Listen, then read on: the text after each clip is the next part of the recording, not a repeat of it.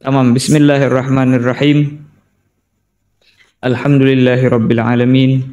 Wassalatu wassalamu ala sayyidina Muhammadin sayyidil mursalin wa ala alihi wa sahbihi wa tabi'in. Qala al-musannif rahimahullahu ta'ala wa nafa'ana bihi wa bi'ulumihi fid dharain amin. Radhiyallahu anni wa ankum wa an jami'il muslimin. Faslun syartu sihhatihi arba'atu asya islamun wa aglun wa naga'un min haidin wa ilmun bi kaunil waqti qabilan lis-shaum. Di sini musannif mau menerangkan daripada syarat sahnya puasa yang sebelumnya telah kita terangkan. Daripada Ramadan itu kapan diwajibkan, yaitu adalah dengan beberapa cara. Dengan misalnya sempurnanya Sya'ban, melihat hilal, dan lain sebagainya daripada yang kita bahas kemarin. Masalah yang lain lagi yang penting di permasalahan itu, yaitu adalah apabila terlihat hilal di satu tempat. Jelas itu ya, misalnya di Indonesia terlihat hilal. Jelas ini? Nah, pertanyaannya apakah di Singapura juga diwajibkan bagi mereka puasa, apakah tidak? Jelas itu ya. Dia terkadang di dalam satu negeri seperti Indonesia ini kan lumayan besar pulaunya, ada Jakarta, Pulau Jawa, ada Pulau Kalimantan, ada Pulau Sumatera dan lain sebagainya. Bahkan waktu pun berbeda-beda antara satu pulau dengan pulau yang lain. Tetapi dia mempunyai satu presiden. Kalau antara Indonesia sama Singapura kan beda presiden sudah. Presidennya berbeda, walaupun waktunya sama ya. Di sini 1945 juga di sana 1945. Tetapi di sini kita katakan presidennya berbeda. Nah, bagaimana hukumnya ketika ada terjadi seperti ini? Ya, apalagi kan di hadapan kita sudah ini bulan Ramadan. Terkadang sudah ada kabar, oh di Indonesia terlihat hilal. Apakah di Singapura wajib puasa, apakah tidak? Ah, inilah yang disebutkan oleh para ulama. Mereka mengatakan idza ru'iya bi baladin lazima hukmuhu al baladal gharib. Apabila hilal terlihat di satu negeri, maka hukum tersebut juga lazim, hukum tersebut juga berlaku di negeri-negeri terdekat. Jelas itu ya. Karena apa? Karena negerinya dekat, maka hukumnya seakan-akan kita katakan satu negeri, walaupun beda pulau, walaupun beda negara. Jelas itu ya. Karena dekat, maka kita kan sama seperti hukum yang daripada seakan-akan dia satu kampung masih. Adapun kalau jauh, ya, maka kita katakan nggak wajib. Nah, pertanyaannya di sini apa yang dimaksud dengan jauh, apa yang dimaksud dengan dekat ya? Nah, maka kata para ulama, sebenarnya kalau kita mau menerangkan secara panjang lebar, ini mereka memakai takbir seperti ini. Jauh itu dengan bedanya matlak, kata mereka. Dan dekat itu dengan samanya matlak. Jelas itu ya. Dekat itu dengan samanya matlak dan jauh itu dengan berbedanya matlak. Apa yang dimaksud dengan matlak? Yaitulah tempat timbul matahari, tempat tenggelam matahari. Terus bintangnya dari posisi negara ini dengan negara itu tidak berbeda. Terus fajarnya kapan tenggelam dan timbulnya sama. Itu namanya garib, dekat namanya, satu matlak. Tapi kalau seandainya di sini tenggelam matahari, di sana belum. Di sini sudah terbit fajar, di sana belum. Ini namanya beda matlak.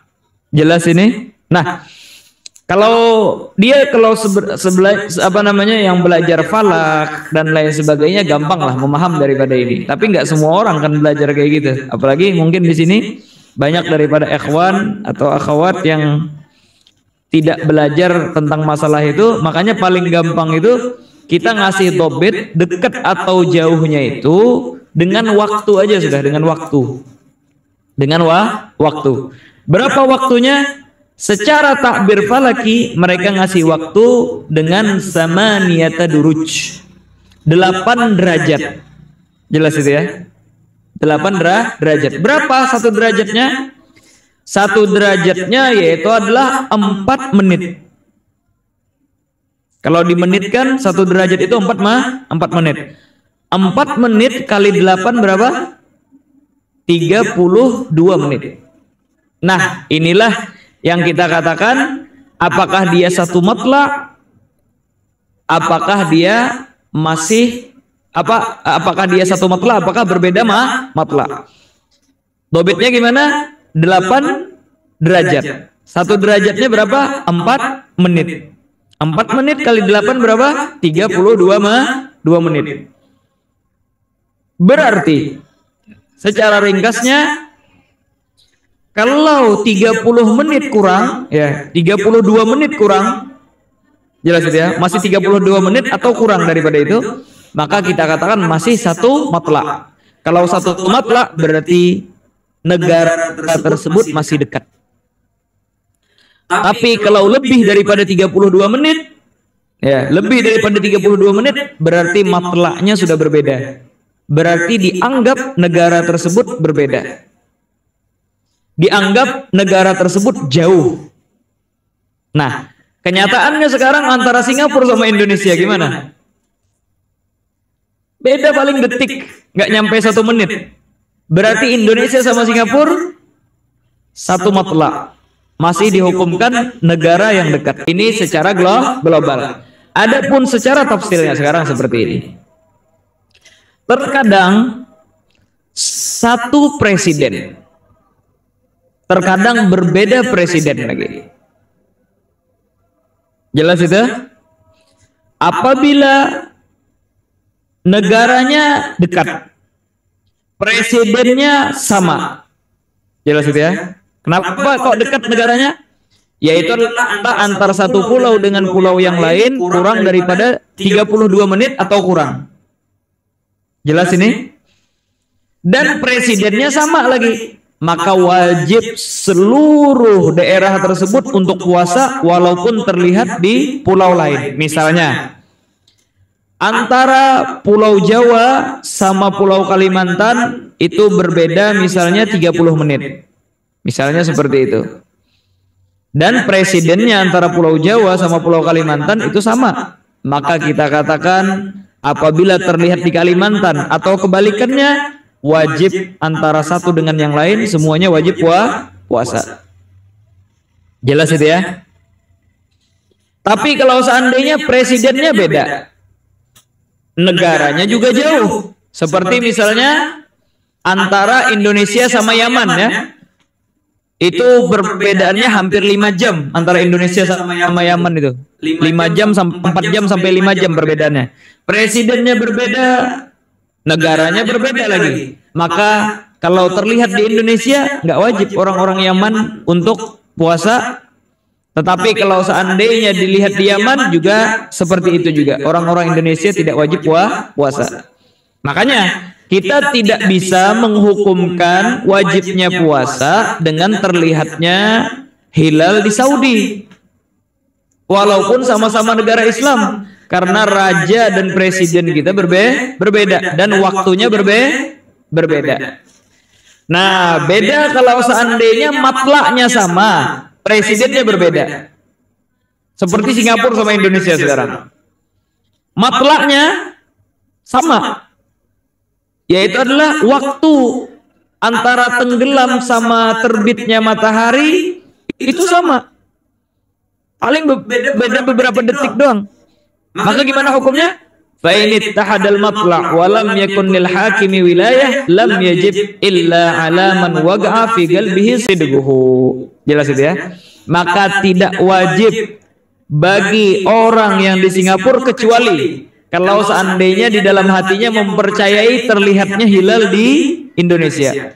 Maka kalau orang-orang Singapura mendengar kabar di Indonesia terlihat hilal, ya di Banjarmasin misalnya terlihat hilal, maka tidak bisa kita menghukumkan secara umum wajib bagi orang-orang Singapura kecuali yang mendapatkan kabar dan dia mempercayai daripada kabar tersebut. Jelas ini? Kalau nggak percaya sama kabarnya itu, nggak wajib bagi dia untuk puasa. Paham ini?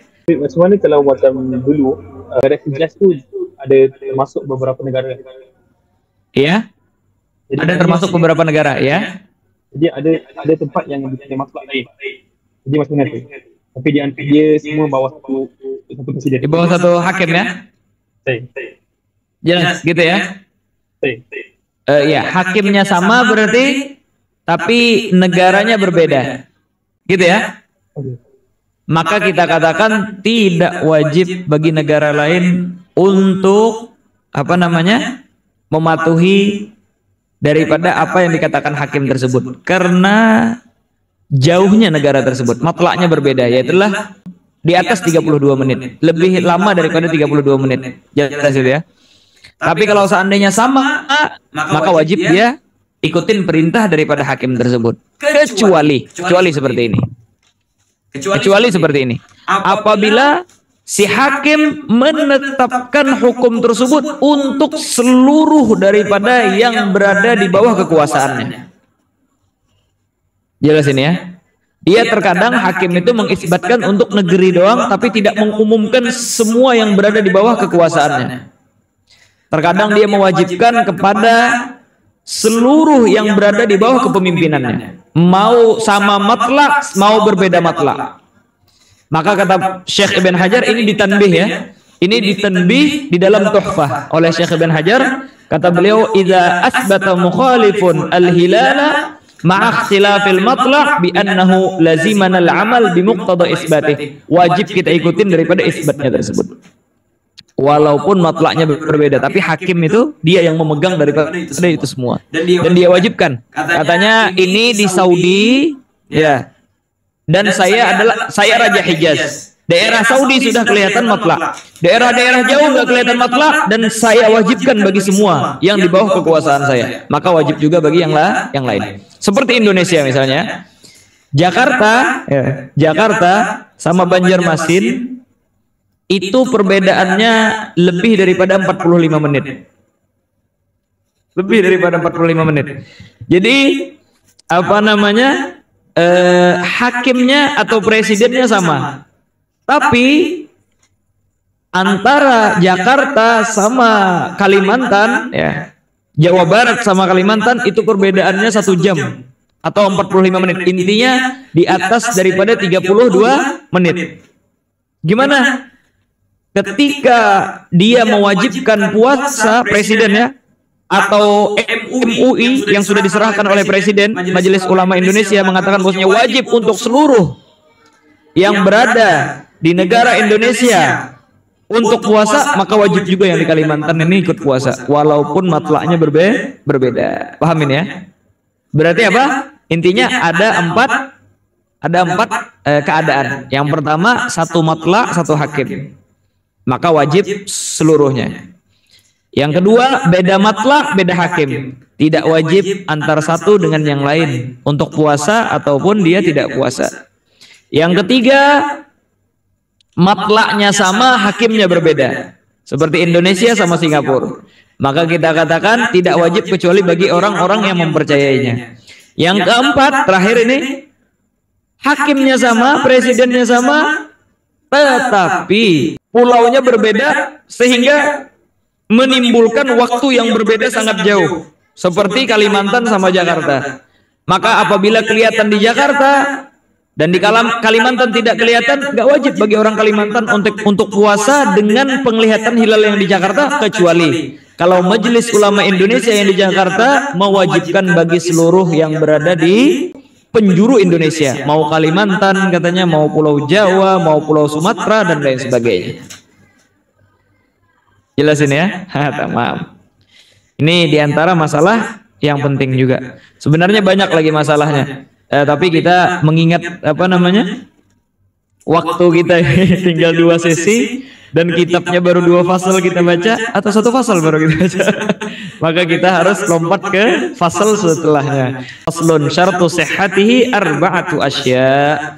Sekarang musannif mau menerangkan daripada syarat sah puasa. mau puasa fardu, mau puasa sunnah, maupun puasanya Ramadan atau selain daripada Ramadan. Jelas ini ya. Maka syarat agar orang tersebut dikatakan sah puasanya itu ada 4 syarat. Sudah jelas ini? Dan yang 4 syarat ini terbagi 2. Yang satu dari sudut pandang yang mengerjakannya, bagian kedua yaitu dari sudut pandang waktunya. Jelas itu ya? Jadi ada terbagi 2 sudut pandang syarat sah ini. Kita melihat daripada yang mengerjakannya, ya. Sudut pandang kedua yaitu kita melihat dari sisi dari sisi orang yang daripada sisi waktunya. Nah, sudah jelas? Nah.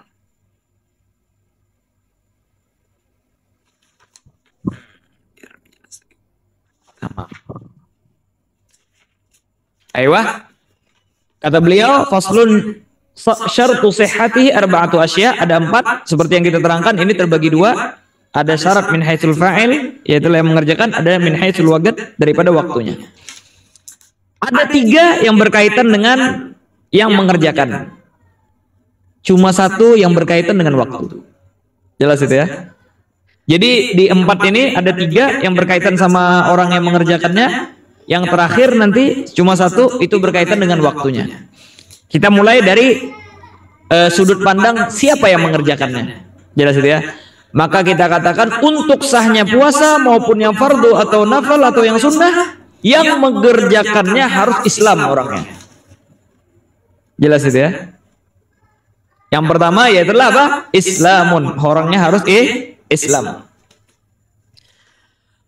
Maka orang-orang kafir dengan bagaimanapun kriterianya, mau dia Katolik, mau dia Nasrani, bahkan orang murtad, ya, yang awalnya dia Islam, habis itu keluar dari Islam, ini orang kafir namanya, tidak menyaksikan bahwasanya Allah SWT Tuhannya dan Nabi Muhammad SAW adalah nabinya, maka itu kita katakan kafir sudah.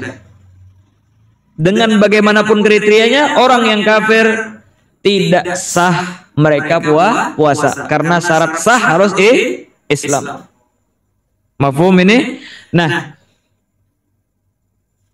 terus qadhiyah daripada itlaq fuqaha dan rata-rata daripada matan fikih ketika mereka mensyaratkan daripada Islam, maka harus disyaratkan Islam di seluruh harinya, di sepanjang harinya, dari terbit fajar sampai maghrib.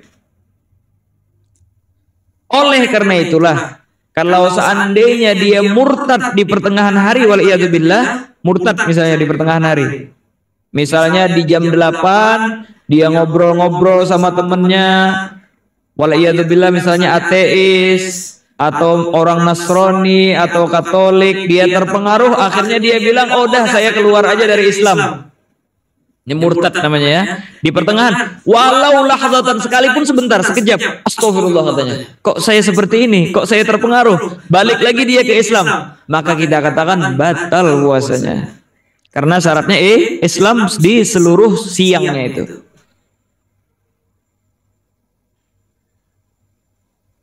Jelas ini? Ayo. Khilafan lima yaqtadhihi kalamus Suyuti fi Fatawi. Ada satu ulama yang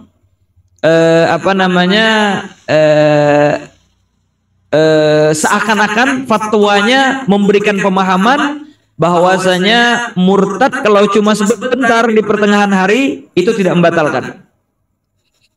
Jelas itu ya. Waliyadzubillah subhanahu wa ta'ala. Nas'alullah al-'afwa wal 'afiyah. Jelas itu ya. Tetapi ingat, satu masalah, yaitu adalah jangan sampai gara-gara ini maaf Habib, boleh cakap lagi apa yang tadi itu? Yang terakhir. Iya saya. Iya. Ada yang pendapatnya berselisih dari yang pertama. Tidak sesuai dengan yang pertama tadi. Yaitu adalah pendapat Imam Suyuti di dalam fatwa beliau. yang seakan-akan mengatakan bahwasanya orang apabila murtad tetapi langsung balik ke Islam, ya, murtad di pertengahan hari, habis itu dia masuk Islam lagi di waktu yang sama sebelum daripada maghrib, maka kata beliau tidak batal puasanya. Jelas ini ya? Paham? Jelas, jelas. Kan yang mau otamat, ya. Yang mau otamat apa tadi? Apabila murtad walaupun sebentar, walaupun dia balik langsung ke Islam di dalam pertengahan hari itu, kita katakan puasanya batal sudah. Tetapi ada pendapat kedua tadi Imam Suyuti dalam fatwa beliau, kata beliau enggak jadi masalah. Sudah jelas ini. Tetapi ingat, jangan gara-gara ini was-was jadinya. Dia kadang gara-gara dengar ini, akhirnya di tengah-tengah puasa ada syaitan membisiki atau lain sebagainya. Oh, inti sudah murtad ini. Oh, inti keluar dari Islam ini, lain sebagainya. Padahal dia nggak ada niatan mau keluar dari Islam, tapi gara-gara bisikan itu. Kita ya tidak diberati daripada permasalahan syak was-was di dalam hati. Nggak diberati kita. Jadi was-was itu dianggap nggak ada aja sudah. Enggak. Kalau seandainya makin parah nih was-wasnya, enggak, ente keluar dari Islam sudah. Misalnya ada was-was seperti itu ya.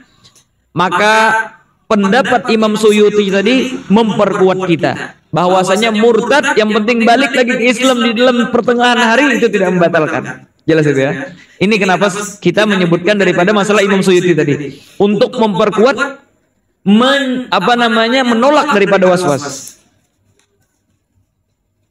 Jelas ini? Paham ini ya?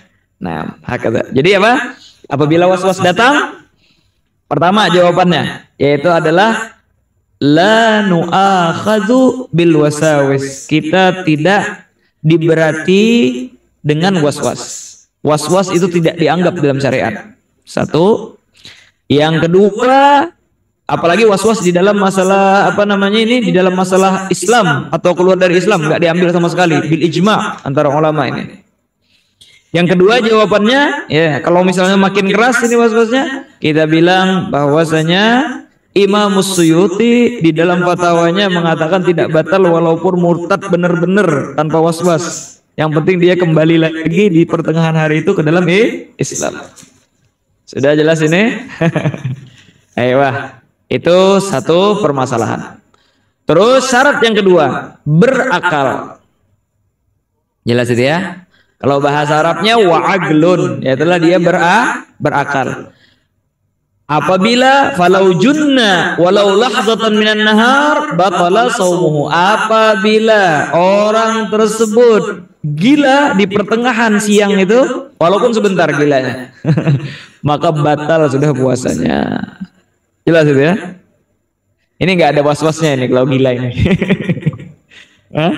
Nggak ada was-wasnya ini kalau gila ini ya. Jadi gimana? Kalau gila di pertengahan hari, hilang sudah perasaannya, dia nggak tahu apa-apa lagi sudah. Gila dia. Di pertengahan hari, walaupun cuma sebentar gilanya, habis itu siuman lagi dia, sadar lagi dari gilanya, maka kita sudah batal puasanya. Jelas itu? Nah, pertanyaannya, kalau orang murtad, ya, kalau orang murtad barusan, orang murtad kan batal kita katakan. Orang murtad batal puasanya ya. Maka orang murtad tersebut wajib dia mengqadha nanti di luar Ramadan. Itu orang murtad. Tapi kalau orang yang gila di pertengahan harinya walaupun sebentar, kan batal juga nih puasanya. Apakah wajib dia qadha apa enggak? Maka tidak ada qadha dan tidak ada dosa bagi orang yang kalau orang murtad tadi berdosa terus wajib qadha. Kalau orang yang gila di pertengahan harinya nggak ada dosa, nggak ada qadha. Yang penting dengan tanpa disengaja, tanpa disengaja. Adapun kalau disengaja, apa? Kepalanya dia benturin ke tembok, atau minta pukul sama temennya, pukul, gila dia. Atau dia minum obat-obatan yang terlarang, gila dia dengan sebab itu, maka kita katakan dengan penyebab yang dibikin-bikin sama dia, itu dia berdosa. Yang kedua, wajib bagi dia godok, nanti dia bayar lagi di luar daripada bulan Ramadan. Jelas ini? Ya. Kalau seorang itu macam apa tu dirasuk dekat itu dia juga. Dirasuk ya, dirasuk sama jin misalnya. Pertanyaannya, apakah hilang akal dia, apakah masih di dalam kesadaran? Kalau masih dia mempunyai kesadaran, maka itu bukan gila namanya. Jelas itu ya? Selama dia masih punya kesadaran, nggak gila. Tapi kalau kehilangan kesadaran gara-gara dirasuk tadi, maka dia adalah orang masuk kategori orang yang gila tanpa dia sebabkan sendiri, kan? Bukan ikhtiar dia. Bukan dia yang mau gila. Gara-gara jin tadi membawa dia ke dalam alam bawah sadar, akhirnya dia tidak sadar sama sekali. Jelas ini ya? Tapi selama dia mempunyai kesadaran, diajak ngomong masih jawab. Seperti ini, seperti itu, masih ada kesadaran. Ini bukan gila, ini nggak batal puasanya. Jelas itu ya? Nah, kebanyakan sih ya, yang dirasuk sama jin itu nggak hilang kesadarannya. Cuma nggak hilang kesadarannya, nggak hilang. Jelas itu ya? Paling-paling kadang itu menyebabkan dia pingsan. Ya. Nggak nyampe menghilangkan akalnya, tapi menyebabkan dia pingsan kadang. Dan itu insya Allah masalah pingsan bakalan kita terangkan nanti ke depannya. Cuma untuk gila, hilang akal sama sekali jarang ada. Kalau seandainya terjadi pun hilang akal gara-gara jin, maka kita tidak berdosa dia dan tidak wajib dia godok dan batal puasanya. Jelas dia, karena ini bukan daripada keinginan dia. Maaf ya. Sekiranya orang tu rasuk tanpa sedar, perlukah dia puasa balik? Dia dirasuk, kehilangan kesadarannya. Ya. Itu bukan disebabkan yang dia inginkan itu. Min ghairi tasabbub masuknya itu kategorinya. Maka kita katakan tidak berdosa dan tidak wajib dia ulang lagi puasanya. Nggak perlu digodok sama dia. Dan hukum puasanya pada hari itu batal sudah. Paham Ustaz. Nah, terima kasih. Ya. Itu kalau seandainya terjadi seperti itu. Tapi rata-rata ya yang kita lihat, soalnya banyak juga kita punya teman yang masuk di dalam ranah ruqyah, ya. Jarang ada yang sampai gila, maksudnya hilang kesadaran sama sekali. Rata-rata orang yang dirasuk sama jin itu, dia cuma masuk ke dalam alam bawah sadar, dalam artian dia setengah sadar setengah enggak, diajak ngomong masih bisa, lain sebagainya. Maka kita tidak batal puasanya, karena kita katakan akalnya belum hilang. Paling keras ya kerasukan jin itu sampai dia pingsan, dan akan datang hukum pingsan nanti. Ada 3 pendapat nanti. Hukum pingsan itu ada 3 pendapat nanti. Apakah batal, apakah ada tafsil dan lain sebagainya. Bentar lagi kita bakalan terangkan. Jelasin ya. Nah, terus, Asy-Syaikh Ibn Hajar di dalam Tuhfah dan bahkan sebahagian daripada pensyarah yang lain, mereka mengikuti daripada pentafsiran beliau. Makna akal di sini yaitu adalah tamyiz. Jelas itu ya, tamyiz, mempunyai pembeda. Tamyiz namanya. Yaitulah dia bisa makan sendiri, dia bisa istinja sendiri, dia bisa pakai baju sendiri dan sebagainya. Ini tamyiz namanya.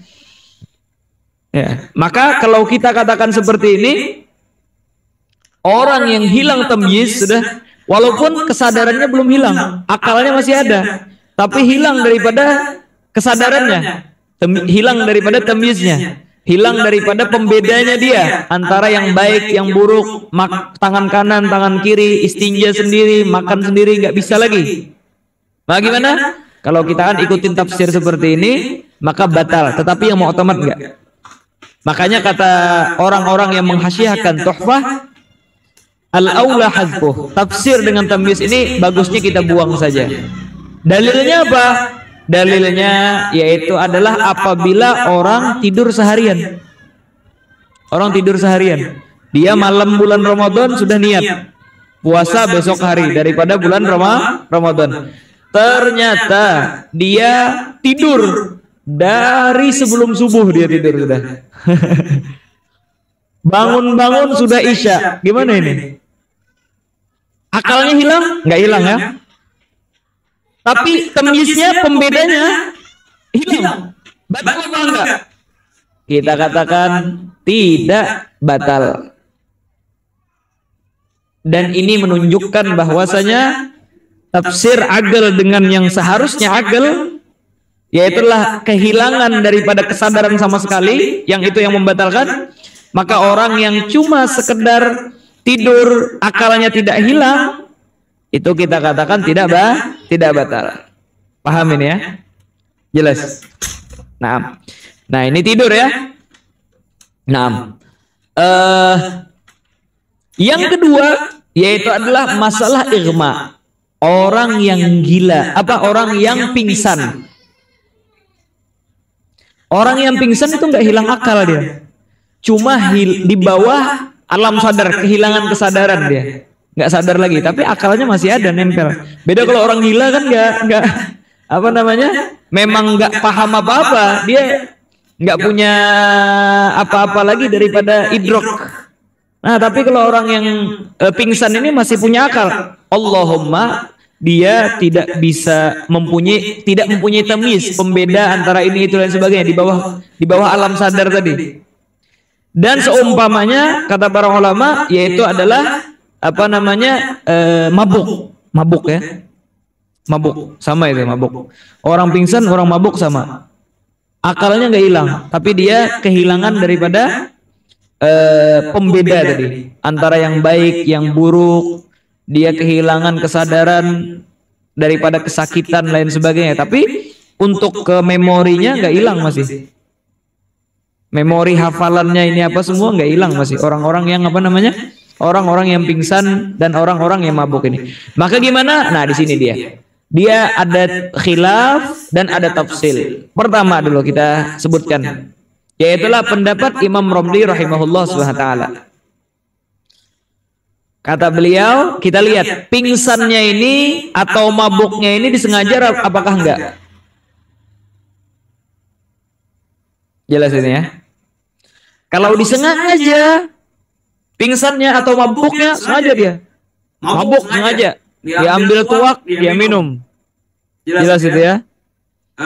Terus apa lagi? Untuk pingsan misalnya obat bius dia minum sengaja. Jelas itu ya. Akhirnya pingsan dia. Dia suntik bius, akhirnya kehilangan kesadaran. Gimana? Maka karena dia sengaja, ta'adda bihi, batal puasanya. Jelas itu ya.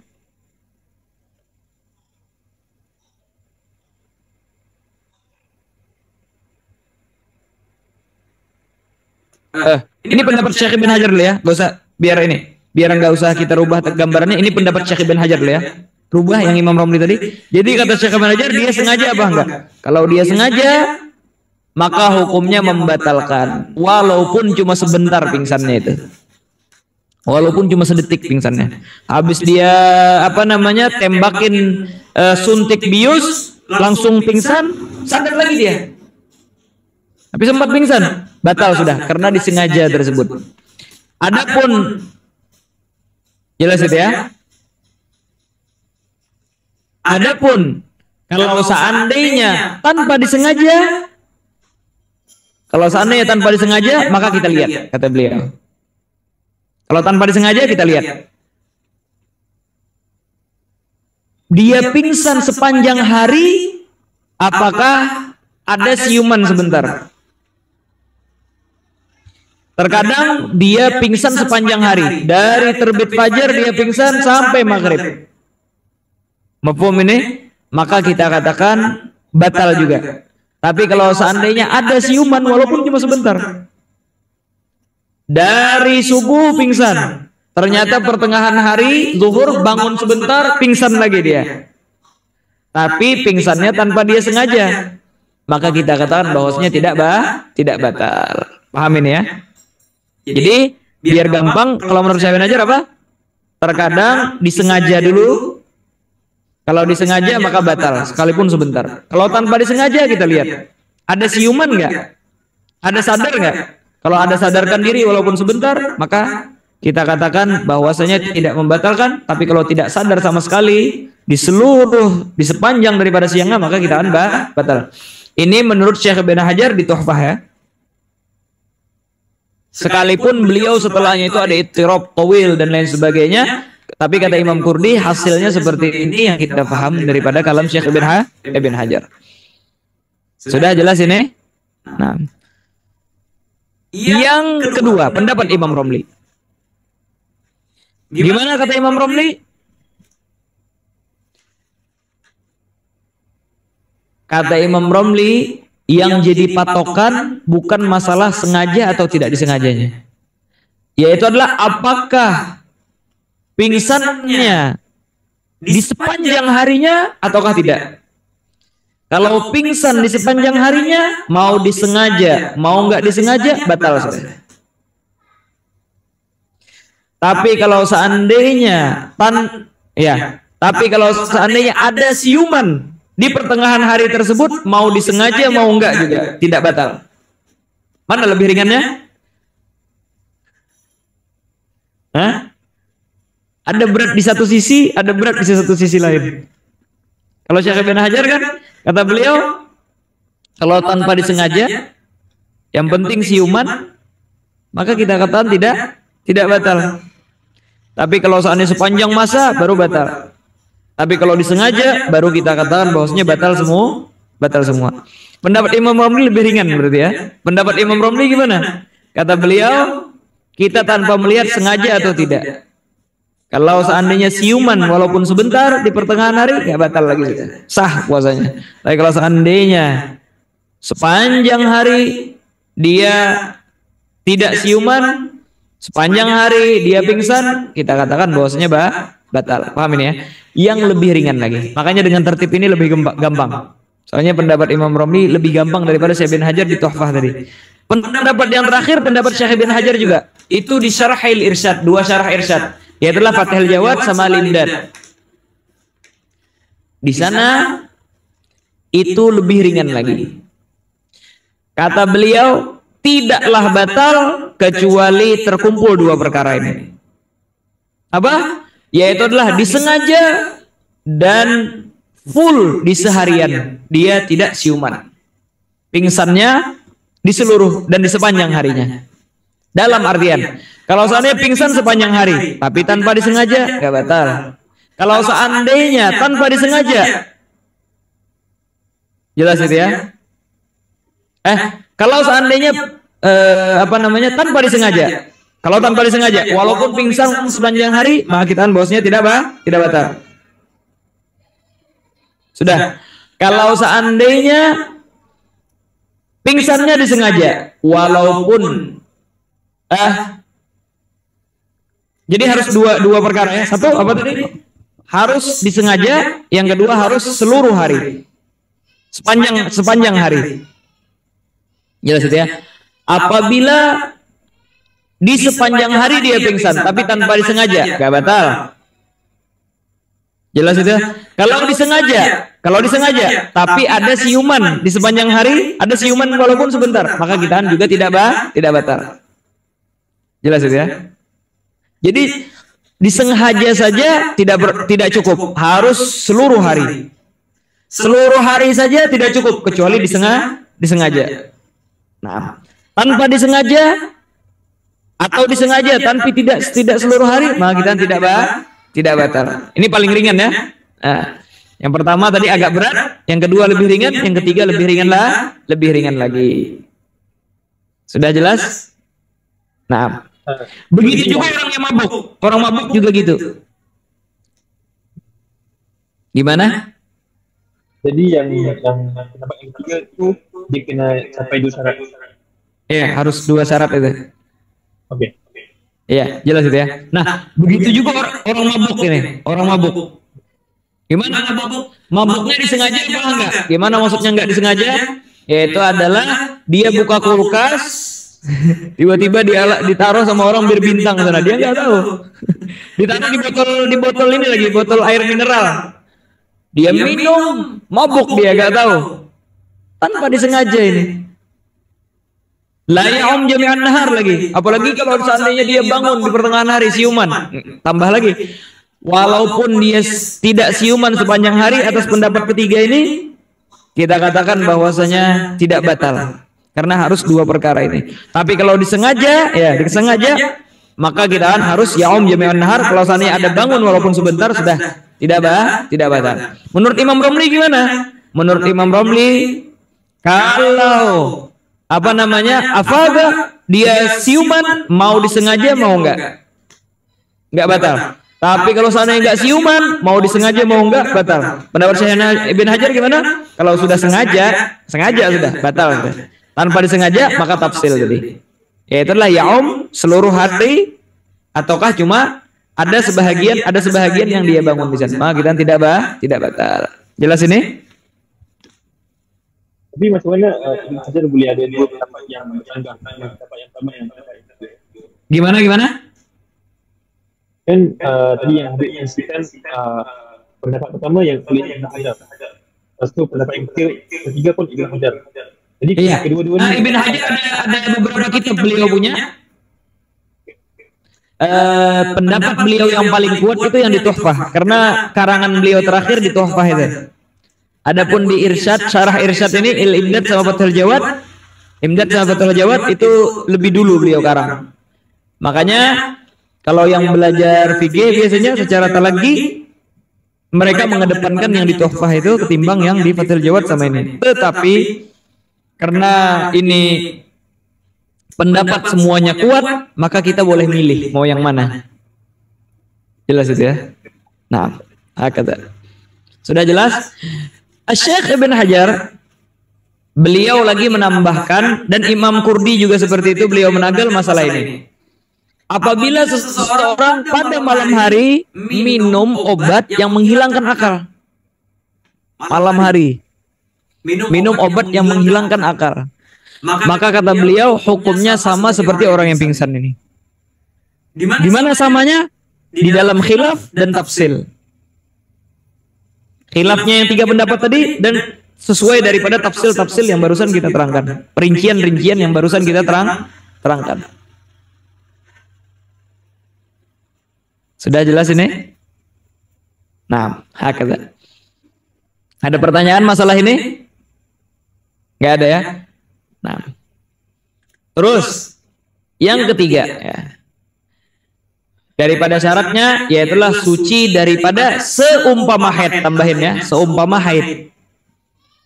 Karena nggak cuma haid, ada beberapa perkara. Bahkan kalau ibarah apa namanya?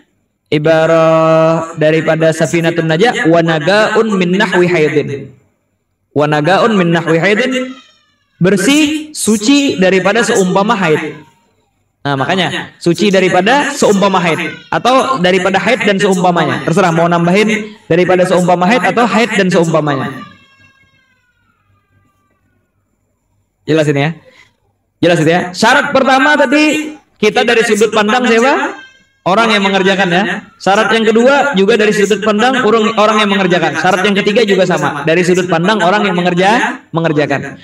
Orang yang mengerjakan harus suci daripada seumpama haid. Apa seumpama haid? Yang pertama nifas. Yang kedua yaitulah melahirkan. Jadi yang seumpama haid ini ada dua, yaitulah nifas sama melahirkan. Kita rincikan satu persatu.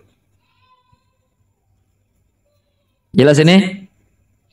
Bagi perempuan yang haid atau nifas, jelas itu ya? Kan syarat sahnya harus suci daripada haid sama nifas. Maka sudah kita katakan dengan sebab dia haid atau nifas, walaupun di penghujung hari, di penghujung hari, sisa 2 detik, sisa 1 detik buka puasa, ternyata nifas dia, ternyata haid dia, maka kita katakan sudah batal puasanya. Jelas ini ya? Begitu juga dari malam dia haid, masuk daripada fajar haid dia masih, setelah 1 detik hilang haidnya, maka hari itu dia tidak boleh puasa. Jelas itu ya. Terus apa? Apakah berdosa orang haid? Enggak dosa. Ngapa dosa? Bukan keinginannya haid itu. Jelas itu ya. Terus lagi, apakah wajib godo bagi orang yang haid? Juga tidak kita wajib. Enggak. Tapi wajib godo bagi orang yang haid dan nifas.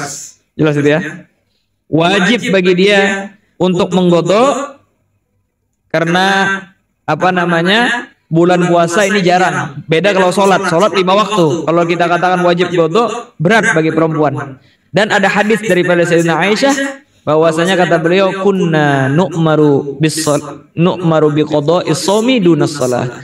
Kami perempuan cuma diwajibkan untuk membayar hutang puasa, bukan hutang daripada sholat. Nah,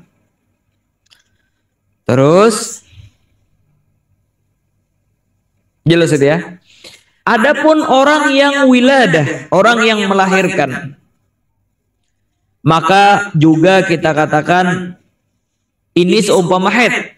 Maka kita katakan bahwasanya dia membatalkan daripada puasa. Kata para ulama, walaupun yang dia lahirkan cuma sekedar segumpal daging, misalnya apa? Keguguran dia, atau segumpal darah, keguguran dia. Apakan lagi yang dia lahirkan anak secara sempurna, bahkan sekalipun nggak keluar darah sama sekali, nggak ada darah haid katanya, nggak ada darah nifas katanya keluar setelahnya, tetap karena wiladah sendiri ya, melahirkan sendiri itu membatalkan. Dan yang mu'tamad membatalkan daripada wiladah tersebut walaupun dengan cara sesar. Cara apa namanya itu, operasi. Karena melahirkan anak itu membatalkan puasa. Jelas itu ya. Sekalipun ada pendapat lain, seperti yang dinagal daripada Is'ad, daripada Imam Nawawi katanya mengatakan bahwasanya kalau cuma sekedar melahirkan itu nggak membatalkan. Tapi yang mau tamat tetap yang pertama tadi. Nggak bisa kita fatwakan juga karena itu masalah khilaf sangat lemah lah. Yang mau tamat di madhab melahirkan sendiri itu membatalkan dengan cara yang apa namanya normal ataupun dengan cara operasi. Nas'alullah al-afwa wal afiyah. Jelas ini? Naam. Terus lagi, bagi orang-orang yang haid dan nifas atau yang melahirkan di pertengahan hari, mereka tidak boleh puasa. Jelas ini ya. Batal puasanya, bahkan haram bagi mereka menahan diri dengan niat ibadah. Kenapa kamu tidak makan? Kenapa kamu tidak minum padahal haid? Karena saya menahan diri daripada makan dan minum ini untuk ibadah niatnya. Karena orang pada puasa, ya udah, kami walaupun tidak puasa, kami niatnya tetap ibadah dengan menahan diri ngikutin yang lain, nggak boleh, haram, nggak boleh. Jelas ini ya. Tapi kalau dia bilang, kenapa nggak makan, nggak minum? Saya diet karena badan sudah gemuk, ya, biar disayang suami. Saya diet katanya, biar tambah kurus ini. Maka kita katakan ini bukan ta'abbud namanya. Ini niatnya untuk diet atau kesehatan, nggak jadi masalah. Jelas itu ya. Oh karena macam mana kalau dia menahan diri dengan niat untuk menghormati bulan Ramadan? Itu niat menghormati bulan Ramadan itu ta'abbud namanya. Apa ta'abbud? Niat ibadah itu. Haram itu. Nggak boleh. Jelas itu ya. Sekiranya kalau dia niat untuk hormat orang yang berpuasa pun sama ya, baik. Sama, niat ta'abbud nggak boleh. Kecuali kalau seandainya dia menahan makan untuk nggak kelihatan sama orang. Kalau gitu. Takutnya itu menggiurkan, akhirnya membatalkan sama orang, nggak jadi masalah. Nah, jelas itu ya. Tapi kalau seandainya menghormati orang puasa, bulan puasa ini harusnya nggak makan, niatnya seperti itu, niat ibadah berarti ya, itu haram hukumnya. Soalnya di dalam apa namanya, di dalam bulan puasa ini ada 2 kewajiban akan datang. Rata-rata di dalam puasa ini ada 2 kewajiban. Yang pertama yaitu adalah puasa. Kalau nggak puasa pun ada namanya imsak, menahan diri daripada sesuatu yang membatalkan. Jelas itu ya? Menahan diri daripada sesuatu yang membatalkan. Misalnya seperti ini, ada orang yang lupa niat pada malam hari, gimana hukumnya? Puasanya nggak sah ya? Boleh nggak dia makan minum? Nggak boleh. Haram dia makan minum. Wajib dia menahan diri. Itu namanya imsak. Menahan diri daripada yang membatalkan, padahal dia nggak puasa. Untuk apa? Untuk kemuliaan daripada bulan Ramadan ini diharamkan bagi seorang untuk makan. Kecuali dengan yang akan datang nanti. Ada nanti cara bagaimana kalau kelupaan niat pada malam hari lain sebagainya bakalan kita terangkan nanti. Jelasin ya. Intinya di dalam bulan puasa ini ada dua kewajiban kita. Kalau nggak puasa secara syariat, maksudnya kita tidak mengikutin kriterianya dari malam harus niat dan lain sebagainya, maka kita katakan ada kewajiban kedua, yaitu menahan diri itu dari sesuatu yang membatalkan. Nah, bagi orang yang haid sama nifas, menahan diri karena kemuliaan bulan Ramadan haram baginya. Tapi kalau seandainya untuk supaya ini tidak makan, supaya jangan mengganggu itu puasa, jelas itu ya. Dalam artian kalau seandainya orang itu nggak ada, saya makan kok. Atau memang dia saya diet, nggak jadi masalah, nggak jadi masalah itu. Paham ini ya, jelas ya. Nah. Dan ini ditanbih oleh Syekh Ibn Qasim di dalam hasyiah beliau masalah ini. Menahan diri dengan niat ibadah atau kemuliaan daripada bulan Ramadan, sebagaimana orang yang kelupaan niat katanya pada malam hari akhirnya menahan diri daripada makan minum dan lain sebagainya. Tapi kalau diet dan lain sebagainya. Dalam artian seperti ini ya. Dalam artian seperti ini. Orang yang haid sama nifas di pertengahan hari tidak wajib bagi dia untuk makan atau minum, untuk membatalkan puasanya. Karena haid sama nifas sendiri itu sudah membatalkan. Orang yang melahirkan juga seperti itu, sudah membatalkan. Jadi dia nggak wajib harus nyari makanan, nyari minuman, nyari apa untuk memasukkan ke dalam perutnya supaya batal, enggak. Yang penting setelah datangnya haid dan nifas, dia tidak menahan diri untuk ibadah lagi sudah. Kalau dia katanya nanggung, saya ada program intermittent fasting, saya ada program diet keto dan lain sebagainya, silahkan, nggak jadi masalah. Yang penting jangan niat ta'abbud, jelas itu ya. Nah, sudah jelas? Ada lagi yang nanya? Masalah setelahnya? Habib, ya. berkenaan suci daripada haid, kalau sekiranya wanita itu hanya dapati yang dia ada haid tapi setelah maghrib. Setelah maghrib dia periksa dan dapati dia ada haid. Tapi ada haid ya? Dia tidak tahu sama ada haid itu keluarnya sebelum maghrib atau lepas maghrib, lepas buka. Gitu ya. Kata para ulama, ketika dia syak dan dia tidak ada pengerasaan, ya, dia terkadang ada garinah. Ada garinah, ada tanda-tanda. Kalau itu darah lama sudah, misalnya sudah mengering darahnya, itu kan sedangkan dia habis maghrib keperiksa, ya dia meriksa, ada darah, tapi mengering sudah. Ini ada korinah atau tanda-tanda yang menunjukkan haidnya sudah lama dari sebelum maghrib, maka batal sudah puasanya itu, wajib dia qadha nanti. Terkadang nggak ada korinah sama sekali, nggak ada tanda-tanda, karena darahnya masih basah, masih segar. Nah gimana ini? Maka kata para ulama, al-aula an nugaddir bi agrabil waqt. Ya, itu adalah setiap daripada kejadian kita takdirkan dengan waktu terdekat, yaitu adalah al-asl hadzal dam innama yaji ba'dal ghurub. Jelas itu ya, ini darah baru datang setelah maghrib. Itu kalau seandainya masih basah segar tadi. Tapi kalau seandainya sudah kering dan sebagainya, ini sudah bisa dipastikan dengan garinah tersebut itu darah sudah lama. Tapi kalau masih segar dan dia meriksa misalnya jam 8 malam, jam 9 malam, kita katakan bahwasanya al-aula fa nugaddir fi kulli syai' bi agrabil waqt, dengan waktu yang terdekat. Ada lagi pertanyaan?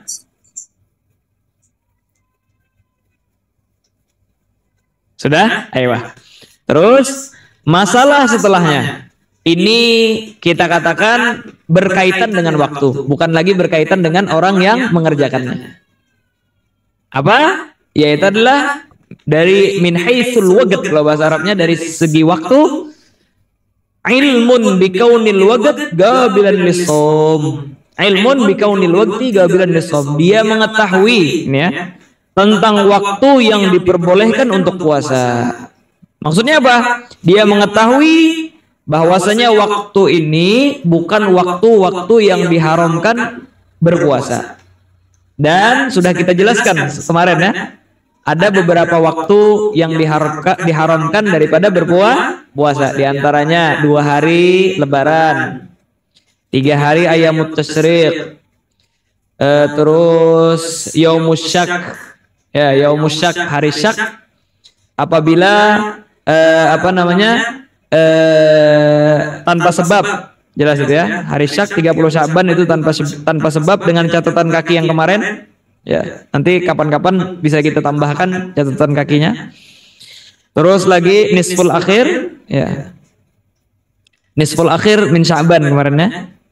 Bagian kedua daripada bulan Sya'ban. Belum ditambahin ya? Nggak ada waktu ya tambahinnya. Ya. Kemarin kita tambahkan ya adalah bagian kedua daripada bulan Sya'ban. Pastinya dengan tanpa sebab dan tidak disambung dengan yang sebelumnya. Kemarin kita terangkan itu ya, tafsilnya. Dengan tafsilnya itu. Adapun ini bukan waktu ini. Ini min haitsul fa'il ini yang keempat ini. Puasa sunnah bagi istri tanpa keizinan suami. Puasa seorang hamba tanpa izin tuannya, min haitsul fa'il ya. Bukan min haitsul waqt ini. Nah, jelas itu ya. Tapi kalau untuk min haitsul waqt itu hari raya kan waktu itu. Hari kurban waktu, tasyrik waktu, hari syak waktu. Bagian kedua, hari-hari bagian kedua daripada bulan Sya'ban itu waktu. Intinya apa? Ilmun bikaunil waqt gabilan lissom. Yaitulah dia mengetahui bahwasanya waktu tersebut menerima dan diperbolehkan di sana puasa, bukan waktu yang diharamkan di sana untuk puasa. Jelas ini? Nah, sudah jelas? Wah, kita masuk ke bagian setelah. Ya, walaupun ini insya Allah itu sudah cukup lah buat buat modal apabila ada pertanyaan atau berkaitan dalam sehari-hari, walaupun nanti di situ ada rincian lagi yang mungkin nggak ditanyakan kecuali untuk guru-guru besar atau mufti-mufti lain sebagainya, tapi untuk kita keseharian insya Allah apa yang barusan diterangkan itu sudah cukup. Terus itu apa tadi, syarat sah ya, syarat sah. Kalau sekarang ini mengenai kapan diwajibkan bagi seseorang puasa Ramadan. Kalau gini ya, fasal pertama itu tentang kapan diwajibkan, waktu ya. Waktu diwajibkan puasa kapan? Yaitulah setelah sempurna 30 Sya'ban dengan adanya hilal. Berarti apa? Waktunya sudah waktu Ramadan dengan tanda-tanda yang barusan. Berarti apa? Kapan waktu puasa? Kalau yang barusan kita terangkan, siapa sih yang sah puasa? Itu pertanyaannya. Apa sih syarat sah puasa? Jelas itu ya. Maka di situ kita katakan terbagi dua tentang sahnya itu dari sudut pandang orang yang mengerjakannya dan waktunya. Kalau sekarang siapa yang diwajibkan puasa? Siapa yang diwajibkan puasa? Jelas itu ya. Dalam artian tidak wajib bagi seseorang puasa kecuali mencukupi daripada syarat-syarat ini. Kalau mencukupi syarat ini, dalam artian syarat ini semuanya harus komplit. Kurang satu saja nggak wajib sudah bagi orang puasa. Jelas itu ya. Misalnya nih Ramadan akan datang Ramadan datang, gimana wajibnya orang tersebut puasa? Maka kita katakan dengan kriteria yang akan datang disebutkan harus terkumpul semuanya baru wajib. Kalau enggak, maka kita tidak wajib. Tapi apakah diperbolehkan, apakah tidak, nanti ada pembicaraan yang lain. Tapi untuk diwajibkan, wajib apa enggak, maka inilah pembahasan kita. Faslun syurutu wujubihi khamsatu asya. Fasal ini menerangkan daripada syarat wajibnya itu ada 5 perkara. Jelas itu ya. Syarat wajibnya ada 5 perkara. 5 perkara. Dan pembicaraan kita seperti yang kita terangkan, wajibnya puasa Ramadan. Karena seperti yang kita terangkan, yang wajib di dalam syariat secara asli cuma bulan Ramadan. Adapun nazar, kafarah itu dengan sebab lain penyebabnya. Tapi kalau secara asal itu cuma bulan Ramadan. Jadi apa? Syurutu wujubihi ay syurutu wujubi shaumi Ramadan. Syarat wajib puasa Ramadan. Ini tambahin aja. Syarat wajib puasa Ramadan ya. Itu ada 5. Khamsatu asya. Ada 5. Yang pertama, Islamun. Jelas itu ya. Orangnya Islam. Seperti yang kita terangkan, syarat ini semua harus terkumpul. Apabila kurang satu saja, nggak wajib bagi orang puasa. Syarat pertama harus Islam. Orang kafir wajib puasa apa enggak? Nggak wajib bagi orang kafir puasa. Mau agamanya Majusi, Nasrani, ateis yang nggak percaya Tuhan sama sekali, tidak wajib bagi mereka puasa. Jelas itu ya? Mafhum ini? Nggak wajib.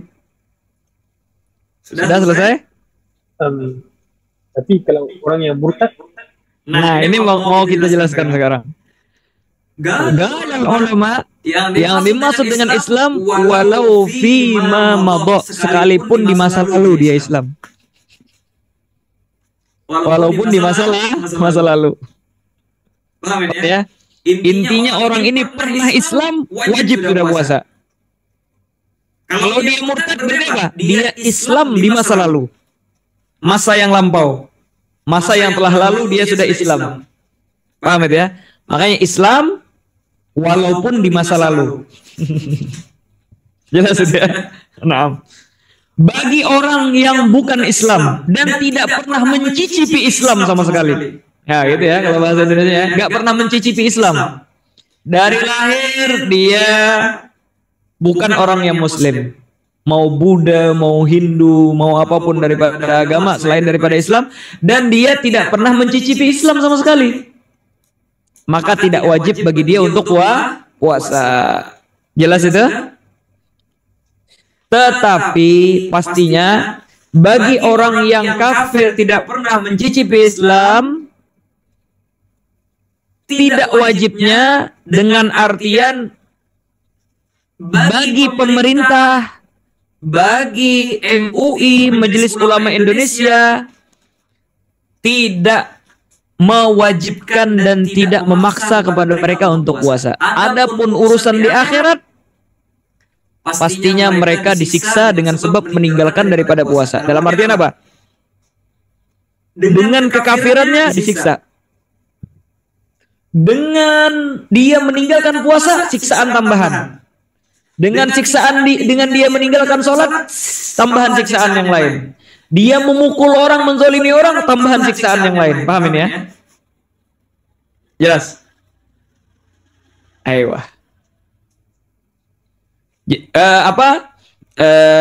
Itu yang disebutkan oleh para ulama. Nah, terus ya. Karena mereka itu sebenarnya dia diharamkan meninggalkan puasa secara hukum akhirat. Jelas itu ya. Dalam artian sebenarnya orang-orang kafir itu mukallaf untuk puasa. Mukallaf untuk puasa. Tetapi karena dia tidak pernah mencicipi Islam, kita tidak wajib memerintahkan mereka puasa atau memaksa mereka puasa. Jelas itu ya. Tetapi bagi kita muslimin, kalau ada di antara mereka yang datang kepada kita minta makan, minta minum, jelasin ya.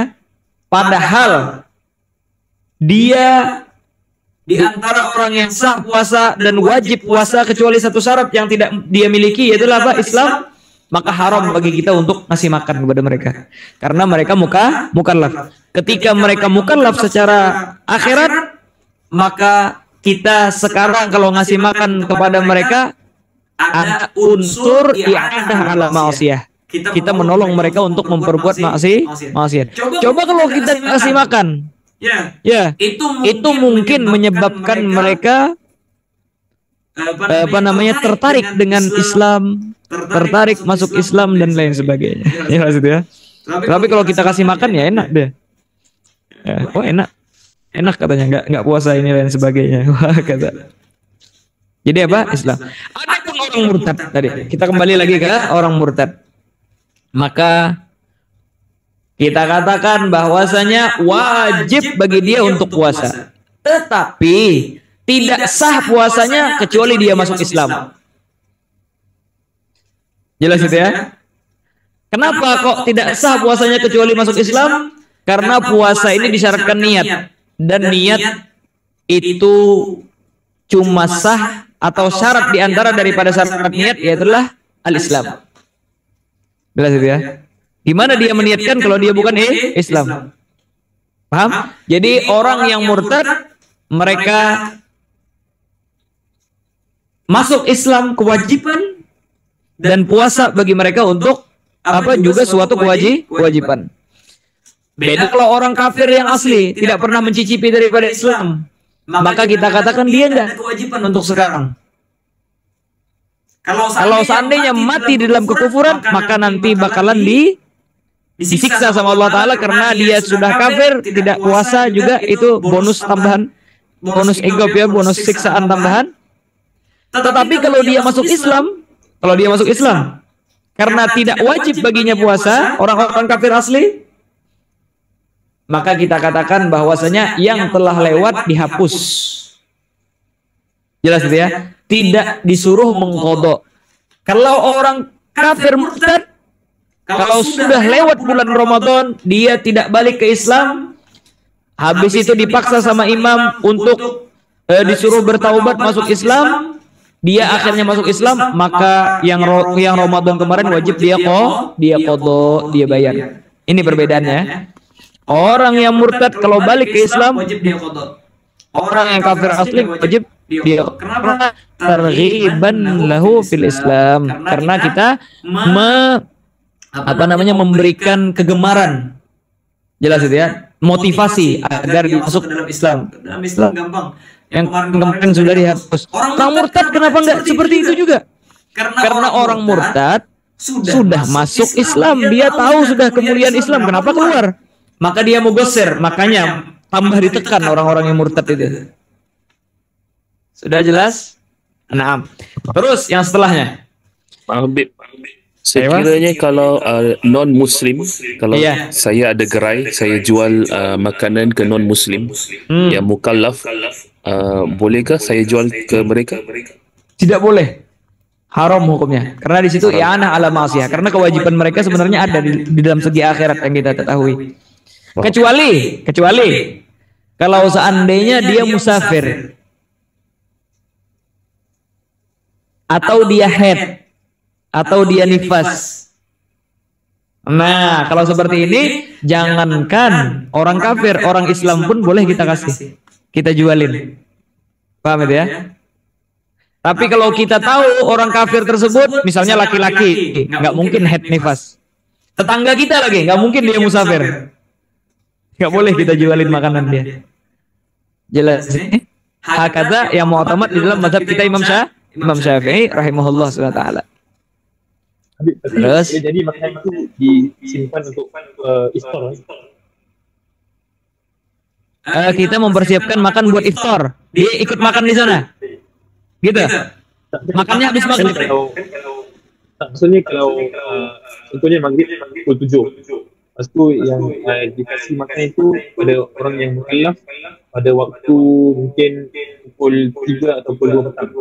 Dan boleh jadi yang diniat memberi. Oh iya, nggak jadi masalah itu. Kita jualan siang hari, tapi ada garinah orang tersebut buat buka puasa.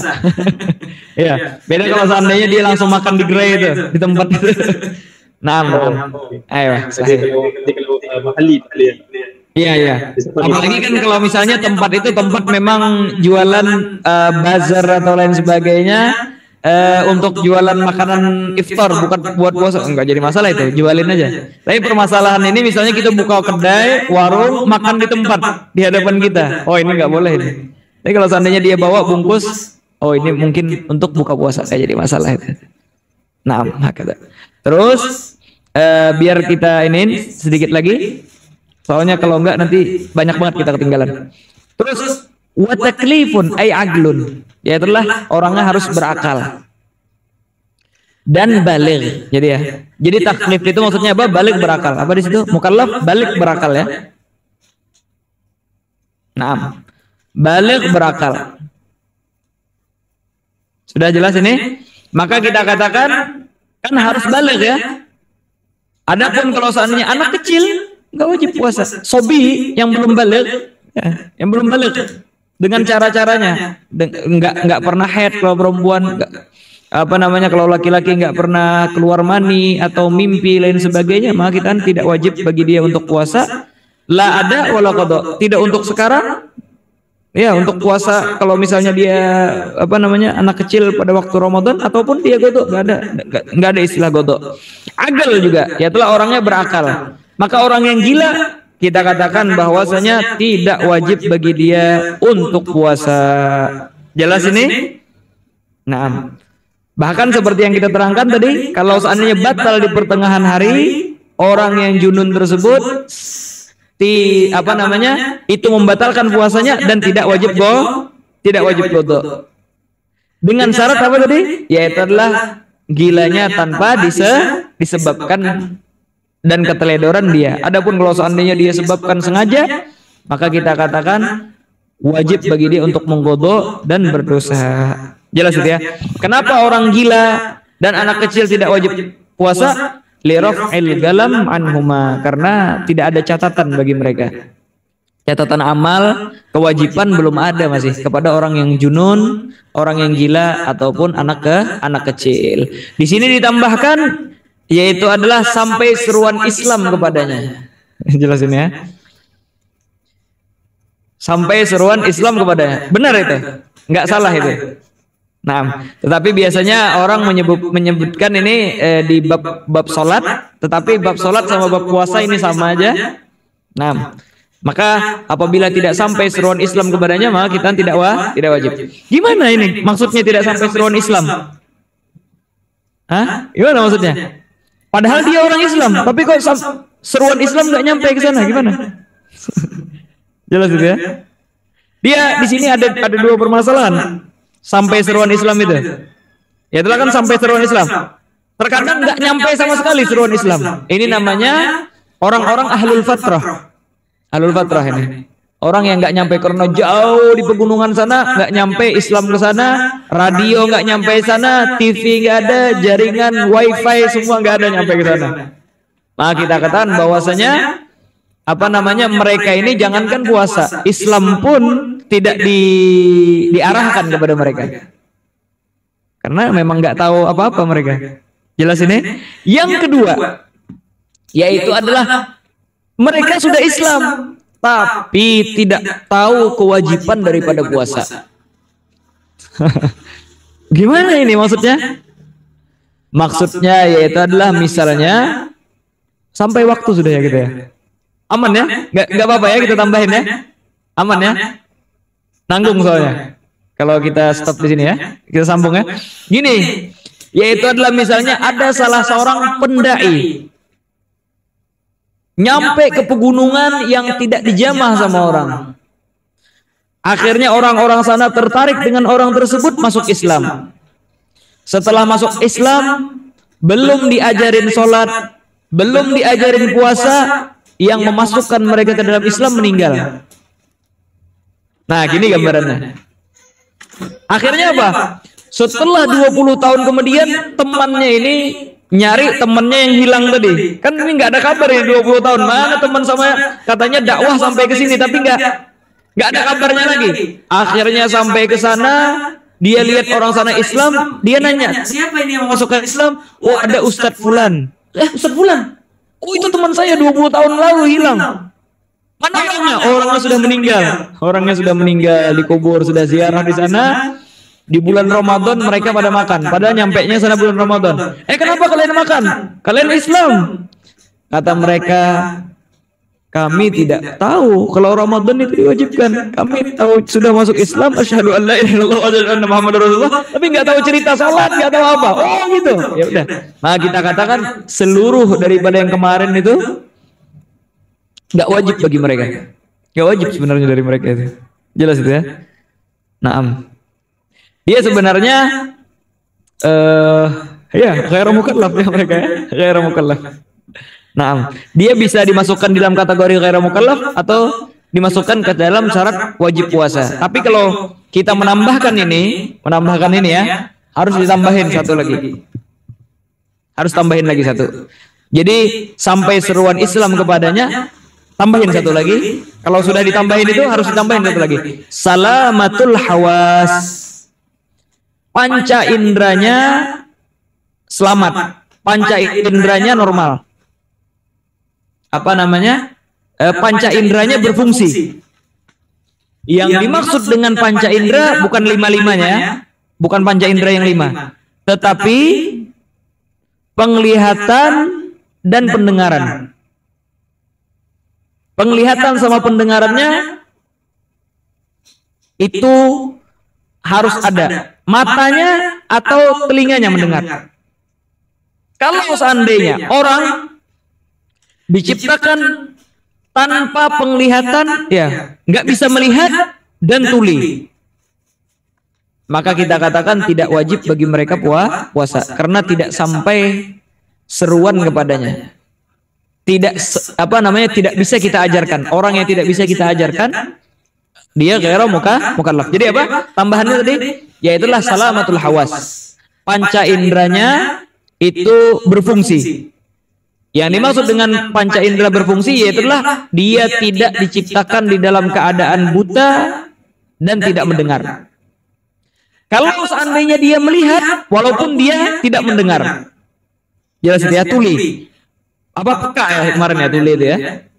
Maka kita katakan bahwasanya wajib sudah puasa. Karena apa? Dia melihat, bisa belajar dengan cara melihat. Kalau seandainya dia buta tapi masih mendengar, tidak peka, maka kita katakan bahwasanya juga wajib baginya karena dia masih bisa mempunyai alat untuk belajar. Tapi kalau misalnya mata nggak melihat, telinga nggak mendengar, gimana mau belajar? Walaupun bisa mencium, dengan penciuman tidak menunjukkan orang sholat atau orang puasa. Dia bisa berbicara, tapi rata-rata orang kalau nggak mendengar itu nggak bisa berbicara. Jelas itu ya? Atau dia bisa meraba, apa yang bisa dia pelajari dari rabaan? Nggak bisa. Makanya cuma dua panca indera. Sudah jelas ini? Dah. Terus syarat yang setelahnya yaitu adalah itogatun. Kalau di dalam bahasa kita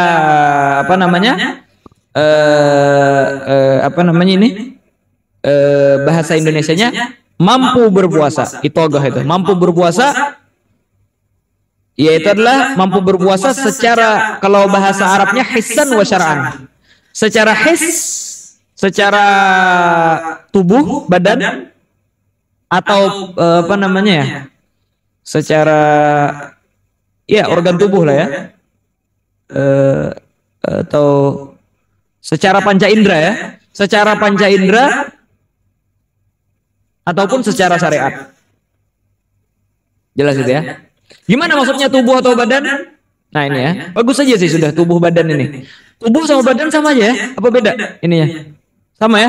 Hapus saja deh antara tubuh sama badan itu. Antara satu dengan yang lain. Tubuh doang atau badan doang ya? Nah, tubuh badan sama ya? Lagi sempurna tubuh badan. Gimana? Ini macam lagi lengkap tubuh badan. Iya, lebih lengkap ya? Oh ya, siap. Gak apa-apa. Tamam. Jadi gimana maksudnya?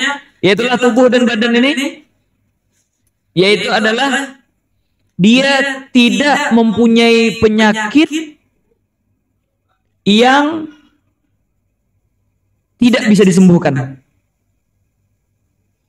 Ini nanti akan ada dua masalah ya penyakit ini ya. Penyakit ada yang bisa disembuhkan, ada penyakit yang tidak bisa disembuhkan. Nah, yang dimaksud dengan sehat tubuh badan ini, mampu berpuasa tubuh badan, yaitulah dia tidak mempunyai penyakit yang tidak bisa disembuhkan. Maksudnya apa? Penyakitnya itu masih mempunyai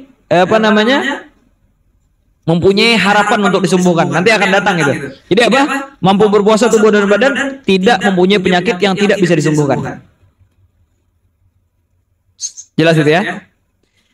Satu lagi, yaitulah tidak terlalu tua. Kibar kalau bahasa Arabnya. Jelas itu ya? Maka apabila dia mempunyai penyakit yang tidak bisa disembuhkan, tidak wajib bagi dia puasa. Kewajibannya akan datang nanti di fasal setelahnya, yaitulah bayar fidyah. Nanti akan kita terangkan di fasal setelahnya. Yang kedua, yaitulah orang yang sakit juga. Orang yang terlalu tua. Akhirnya dengan terlalu tua, staminanya hilang. Tidak mempunyai energi, tidak mempunyai stamina. Gara-gara terlalu tua tadi. Maka gimana? Kita katakan bahwasanya bukan puasa ini yang diwajibkan, tapi nanti wajibnya bayar fidyah. Akan datang nanti pembahasannya. Terus adapun secara syariat, ya. Adapun secara syariat, dia sebenarnya mampu berpuasa tubuh dan badan atau ya, bukan dan ya. Karena nggak disyaratkan harus dua-duanya terkumpul, salah satunya cukup. Atau ya, atau syarat nanti. Jangan dannya itu dirubah menjadi atau. Apa maksudnya? Orang tersebut mampu berpuasa secara syariat, yaitu adalah dia tidak haid, tidak nifas, tidak melahirkan. Ya, tidak haid dan tidak nifas. Adapun kalau seandainya dia haid, dia punya nifas, berarti dia tidak mampu secara syariat. Walaupun misalnya staminanya kuat, dia punya kemampuan, dia masih muda, tapi dia haid sama nifas. Maka kita katakan bahwasanya apa? Tidak wajib bagi dia untuk berpuasa. Bahkan seperti yang kita terangkan, haram bagi mereka untuk puasa. Ini wajibnya cuma nanti digodok bagi mereka. Jelas itu ya, wajibnya cuma menggodok. Adapun orang yang sakit yang tidak bisa disembuhkan, itu nggak ada puasa lagi sudah kewajibannya. Wajibnya yaitulah dia bayar fidyah. Jelas itu ya. Terus yang ketiga, yaitulah sehat. Nah, ini sehat ini maksudnya apa? Tidak sakit yang bisa disembuhkan. Tidak mempunyai penyakit yang bisa disembuhkan. Jelas itu ya. Sehat apa maksudnya? Tidak mempunyai penyakit yang bisa disembuhkan. Gimana penyakit yang bisa disembuhkan? Seperti misalnya panas, humma. Humma itu meriang. Demam ya, demam. Demam itu penyakit yang bisa disembuhkan. Seterusnya yang Habib maksudkan tadi tidak mempunyai penyakit yang tidak bisa disembuhkan. Iya, tidak mempunyai penyakit yang dapat disembuhkan. Yang dapat atau tidak dapat disembuhkan? Yang pertama yang tidak dapat disembuhkan. Kalau yang di kriteria itogoh, mampu tadi, mampu badan dan sehat tadi. Mampu badan dan tubuh itu tidak mempunyai penyakit yang tidak bisa disembuhkan. Tapi kalau sehat, ini dia tidak mempunyai penyakit yang dapat disembuhkan.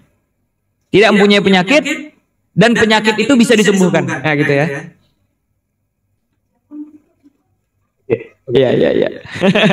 Dan penyakit itu bisa disembuhkan. Nah, kalau dia mempunyai penyakit dan penyakit itu bisa disembuhkan, jelas itu ya, punya penyakit, maka kita katakan tidak wajib bagi dia puasa dengan syarat penyakitnya itu adalah penyakit yang memperbolehkan terhadap seseorang untuk bertayamum. Jelas itu ya. Gimana maksudnya memperbolehkan orang tayamum? Yaitu adalah kalau dia puasa penyakitnya tambah parah. Kalau dia puasa penyakitnya bakalan tak kunjung sembuh, mempunyai waktu yang tambah lama. Harusnya cuma 3 hari, kalau puasa menjadikan sebulan sakitnya. Atau kalau gara-gara dia puasa mengeringkan daripada tubuhnya, menghilangkan energi tubuhnya, menyebabkan bercak-bercak di kulitnya dan lain sebagainya, daripada mubihatut tayammum. Yang disebutkan di bab tayammum itu ada mahzuratut tayammum. Nah, ini kriterianya. Maka kalau ada seperti itu, maka kita katakan bahwasanya apa? Tidak wajib bagi dia puasa. Tapi apakah boleh atau enggak? Kata Imam Romli, tetap boleh dia puasa. Jelas itu ya, boleh dia puasa. Kata Syekh Ibn Hajar, haram bagi dia puasa. Kalau sudah ada mubihat tayammum, haram puasa. Jadi tidak wajib dan haram indah Syekh Ibn Hajar. Kalau Imam Romli gimana? Tidak wajib tapi boleh. Jelas itu ya. Tidak haram bagi dia untuk puasa. Kecuali ya, maka bil ittifaq jadinya. Ada kecocokan akhirnya antara Ibn Hajar Romli. Kecuali kalau seandainya kata dokter ini menyebabkan kematian bagi dia kalau puasa. Ini khauful halak namanya. Kalau sudah menyebabkan kematian, maka itu haram puasa maupun pendapat Ibn Hajar ataupun Imam Romli. Dalam artian seperti ini. Penyakit yang bisa disembuhkan itu apabila terjadi bagi seseorang yang puasa, terdapat bagi orang yang puasa, kita lihat penyakitnya ini apakah mubihut tayammum apa enggak. Kalau menyebabkan boleh seseorang untuk tayammum, ya telah ada mahdzur tayammum gara-gara tambah lama penyakitnya atau ada timbul penyakit lain dan lain sebagainya, maka haram puasa menurut Syekh Ibn Hajar. Apakah lagi kalau menyebabkan kematian? Kalau Imam Romli gimana? Mubihut tayammum tidak mengharamkan bagi dia puasa, tetap boleh bagi dia puasa. Tetapi kalau seandainya sampai ke titik bakalan membunuh dia puasa itu, menyebabkan kematiannya, maka kita katakan haram bagi dia untuk puasa.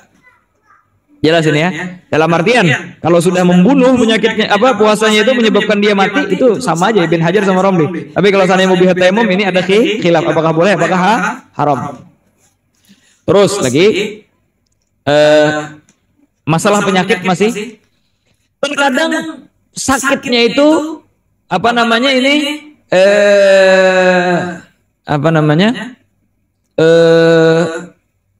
misalnya dia demam ya, demamnya ini tidak ada menurun, terus demamnya panasnya berapa misalnya 39 40, sehingga suhunya itu terus demam. Beda rasanya kadang turun ke 36 nanti naik lagi. Ini namanya apa? Humman mutbiqan.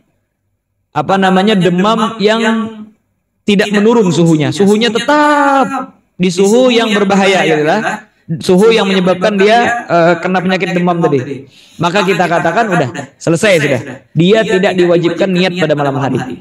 Karena dia memang sakit terus ini terus menerus. Tapi kalau seandainya kadang dia demam naik, kadang demamnya turun, kadang demamnya naik, kadang demamnya turun, maka kita lihat sebelum fajar. Kalau sebelum fajar demamnya naik, maka tidak wajib bagi niat untuk siang hari berpuasa.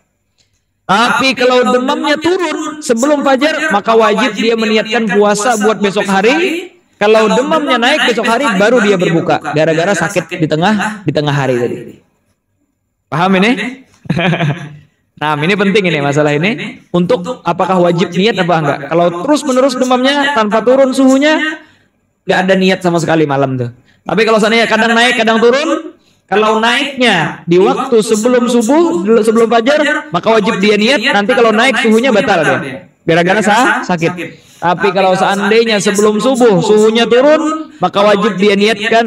Kalau suhunya naik pas sebelum fajar, maka tidak wajib bagi dia untuk meniatkan daripada puasa. Jelas itu? Nah, terus Syekh biar masalah ini penting juga. Gak usah dah, biar kayak gitu aja dah. Biar kita lompat dah ke mukim sekarang ya. Yaitu adalah syaratnya, yaitu adalah mukim atau iqomah kalau bahasa Arabnya. Nah, yang dimaksud dengan mukim yaitu adalah tidak musafir. Ya, mukim tidak musafir. Jelas ya. Terkadang orang kan mustautin, terkadang mukim. Mukim ini kan lebih ringan daripada mustautin. Makanya beliau pakai ungkapan mukim. Soalnya lebih ringan daripada istiton. Orang yang mukim wajib puasa, apakan lagi orang yang mustautin. Jelas ya. Orang yang masih cuma sekedar 4 hari, 5 hari di sana, ada pengen untuk pulang ke negaranya diwajibkan untuk dia puasa, apalagi orang yang tetap di kampungnya. Jelas itu ya, yang mustautin. Nah, yang nggak wajib siapa? Ya itulah musafir. Musafir tidak wajib bagi dia untuk puasa. Tetapi dengan beberapa syarat. Yang pertama, musafirnya safaran tawilan.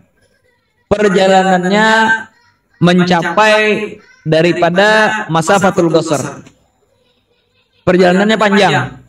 Dan itu kalau dikilometerkan sekitar 80 kilometer, 83 kilometer, ada juga yang mengatakan 78, ada 75. Paling sedikit mereka mengasih kilometernya 73 kilometer kalau nggak salah. 73 kilometer itu paling sedikit. Jelas itu ya. Jadi kalau sudah perjalanan 73, 80, 90 kilometer ini namanya tawil. Jelas itu ya. Nah, jadi dia kalau sudah seperti itu musafir safar tawil, laisa asiyan bisafarihi, dan musafirnya bukan untuk maksiat. Walaupun panjang perjalanannya, tapi tujuannya apa? Oh, tujuannya saya mau beli tuak, beli minuman keras, saya mau ke diskotik. Ini apa namanya? Maksiat tujuannya. Maka kita tidak boleh. Jelas itu ya. Jadi harus apa tadi? Panjang perjalanannya dan bukan untuk maksiat. Paham ini? Laisa asiyan bisafarihi. Sudah jelas? Terus lagi. Ayyufariga ma tushtarat mujawazatuhu lil qasr qabla tulu'il fajr. Dia harus melewati daripada apa yang disyaratkan bagi orang-orang musafir melewatinya sebelum fajar, sebelum datangnya waktu subuh. Di bab musafir diterangkan bahwasanya kalau negeri itu mempunyai benteng, harus keluar daripada benteng baru boleh dia mengqashar salat atau menjamak salat. Kalau seandainya bangunan, maka keluar daripada bangunan kota tersebut. Jelas ini ya. Nah, orang-orang yang puasa kalau mau tidak puasa pada perjalanannya itu harus dia keluar sebelum subuh dari tempat yang harus kita lewati ketika kita mau mengqashar atau menjamak di dalam bab salat musafir. Jelas ini? Adapun, jadi gini, kan perjalanannya panjang, ya. Kalau ada benteng misalnya Singapura ya, orang misalnya mau perjalanan panjang, dia masih di Singapura belum keluar benteng, boleh nggak dia mengqashar atau menjamak salat? Tidak boleh ya. Keluar benteng itu baru boleh. Jelas itu ya. Nah, sekarang bagi orang yang puasa disyaratkan agar dia boleh batal gara-gara puasa, dia membatalkan diri iftar, tidak puasa dengan gara-gara puasa, dan disebabkan oleh perjalanan, dia harus melewati benteng itu sebelum subuh. Dalam artian perjalanannya dimulai sebelum subuh. Dan perjalanannya pun dimulai sebelum subuh harus melewati apa yang harus dilewati ketika orang harus musafir dan mengqashar dan jamak. Jelas ini ya? Nah. Ayo. Jelas ini? Terus lagi. Kalau seandainya dia berjalan setelah fajar atau melewati daripada tempat tersebut setelah fajar, walaupun berjalan sebelum fajar ini, tapi melewati benteng, melewati bangunan setelah fajar, maka tidak boleh dia membatalkan puasanya pada hari itu. Jadi hari itu harus berpuasa. Untuk hari-hari setelahnya silahkan, karena dia musafir sudah. Karena hari setelahnya dia dihitung sebelum fajar sudah ya kan. Nah, kecuali kalau seandainya di perjalanan timbul penyakit, jelas sudah ya. Maka kita katakan dia boleh berbuka gara-gara penyakit, bukan gara-gara puasa. Katanya apa? Oh, haus banget ini. Kalau saya biarkan haus, maka dehidrasi. Dehidrasi menyebabkan saya nanti demam, menyebabkan saya sakit lama sampai 2, 3, 4, 5 hari. Buka puasa gara-gara penyakit, bukan gara-gara musafir.